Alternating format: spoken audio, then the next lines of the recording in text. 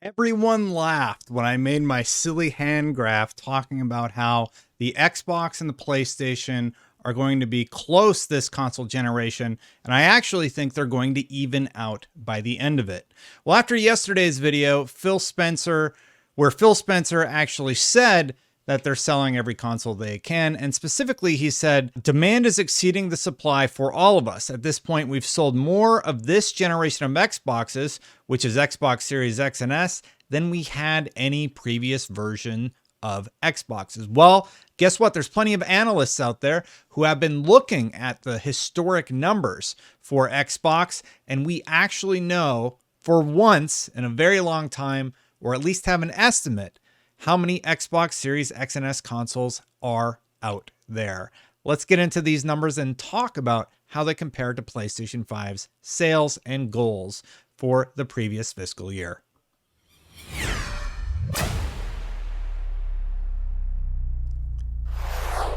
Thank you so much for watching. If you do like my videos, please consider subscribing, hitting that bell to know when they go live. I try and make a video every day, and I do appreciate when you subscribe to know when they go live.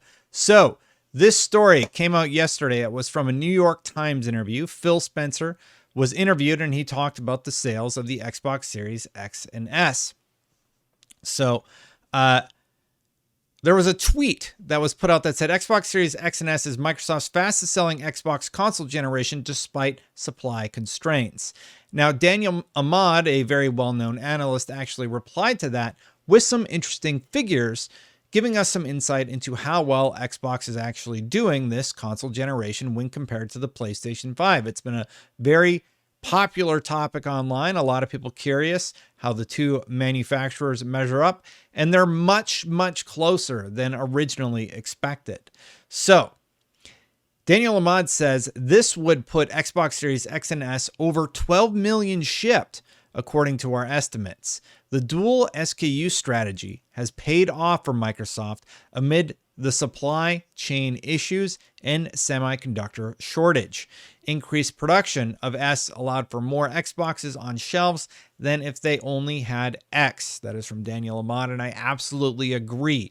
Having that low price point Xbox Series S that can run all of the next-gen games, all the popular titles at 1080p base resolution often appears to be very attractive to a lot of consumers out there. So attractive that they're actually very, very close to the last reported numbers we got from Sony. Now, if you're not familiar with those numbers, in October of 2021, thank you to Paul Tassi over at Forbes for writing an article about this topic. He said the last PS5 reported sales were 13.4 million in October of 2021. So if we're over 12 million for Xbox Series X and S, and PlayStation 5 previously reported 13.4 million in October of 2021, it would seem that these two consoles are much closer than anticipated. So why would this happen?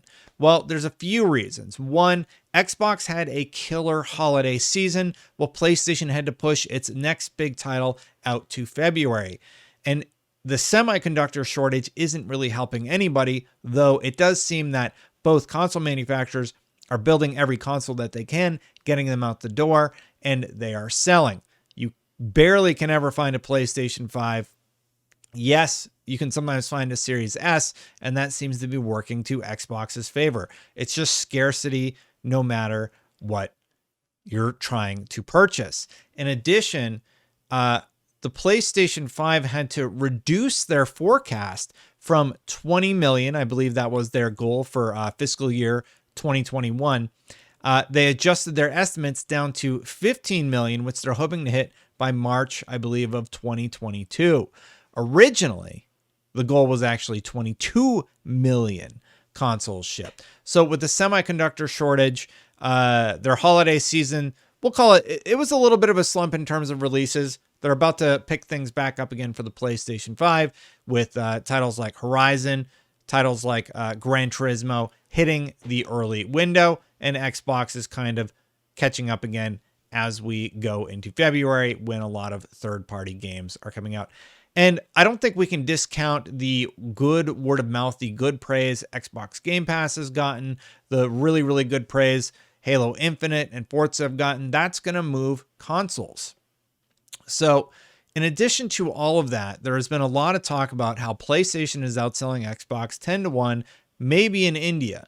But getting this larger picture of how well Xbox versus PlayStation is doing in terms of console sales is really, really interesting, because I never, ever would have thought that Xbox was this close to where PlayStation is. And if their forecast for March is 15 million and Xbox is saying they've sold through 12 million, that's very, very impressive to say the least. So my funny, weird hand graph that everybody made fun of me for, I guess that's not as silly as we originally thought. Regardless of what platform you play on, I do think this is going to be an amazing 2022 for gamers. Gamers who aren't interested in console wars, who just want to play video games. Xbox has Xbox Game Pass. PlayStation is going to be answering back with their own service. And that is why I love this type of competition, because at the end of the day, you're going to benefit. That is what I want. I want the best thing for the consumer, because that is the person who I make these videos for. I'm a consumer. I try and be frugal with my purchases. And it looks like PlayStation and Xbox competing against each other is going to make a better ecosystem for you, for me, for everybody out there. So at the beginning of the year, the first 3 months, it looks like PlayStation has some really, really great games that you're going to be able to play on your PlayStation 4 or on your PlayStation 5. And as we go into the future, there will be fewer cross-platform titles. Now on Xbox, they do have the cloud solution so that you can play Xbox Series X and S exclusive titles on older generation hardware. But let's be honest, I think you want to play on that shiny new box. Do you think that these sales are going to slow down?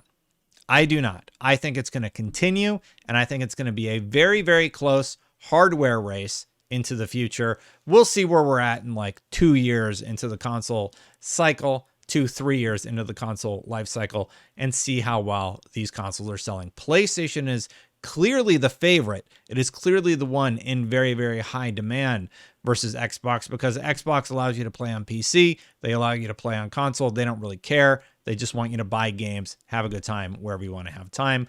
PlayStation is very, very focused on the console market, and they've earned a lot of goodwill with the community, especially PlayStation fans, because they've just released excellent, excellent video games. Xbox has to answer back for that, and I think we're going to start getting that with Stalker this April. I believe it's April. And then we're going to also get Starfield this holiday season, maybe even Redfall. Who knows? I'm very, very excited about this year. I hope you are too. Awesome to finally get some numbers. Again, those numbers were, if you missed it, the PlayStation 5 reported sales of 13.4 million in October of 2021. The Xbox Series X and S reported about 12 million just recently. That was shipped, according to Daniel Ahmad on Twitter, who is basing that off historical data after Phil Spencer said the Xbox Series X and S is their best-selling console. Specifically, what did Phil say? At this point, we've sold more of this generation of Xboxes, which is Xbox Series X and S, than we had any previous version of Xboxes. That means their best-selling Xbox console, this generation has defeated it. Anyway, so what do you think? Do you think it's going to even out? Do you think PlayStation's just going to sweep? Let me know what you think in the comments below. And while I have you, if you would like my videos, please consider hitting that subscribe button, hitting that bell to know when they go live. Thank you so much for watching. If you would like to become a member, big shout out to all my members on the channel, supporting the channel for a very, very long time. I do appreciate each and every one of you. If you would like to support this channel, you can do so. Just click that join button down there. Check out the memberships. Try and respond to every member on this channel. I do appreciate all of you, though. Thank you for subscribing. Thank you for watching. I'll catch you for the next one. Bye for now, everybody.